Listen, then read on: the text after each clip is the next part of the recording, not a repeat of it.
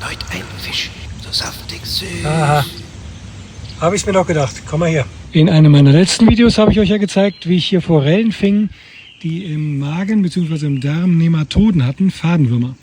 In diesem identischen See habe ich jetzt Saiblinge gefangen, die keine Fadenwürmer enthalten, sondern den klassischen Fischbandwurm. Ich zeige es euch mal genau. Und zwar sind die hier am Darm drin und wenn man genau hinguckt, kann man sie sich auch bewegen sehen. Diese ganzen weißen Stellen da, das sind alles Larven von richtigen Fischbandwürmern.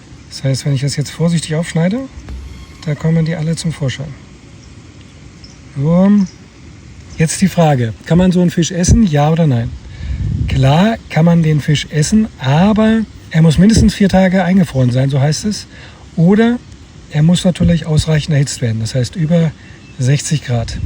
Dann sind diese ganzen Nematoden unschädlich. Ansonsten, wenn die in den Darm gelangen des Menschen, werden die zu richtig fiesen großen Würmern, wie man sie auch manchmal hier im Fleisch der Saiblinge hat.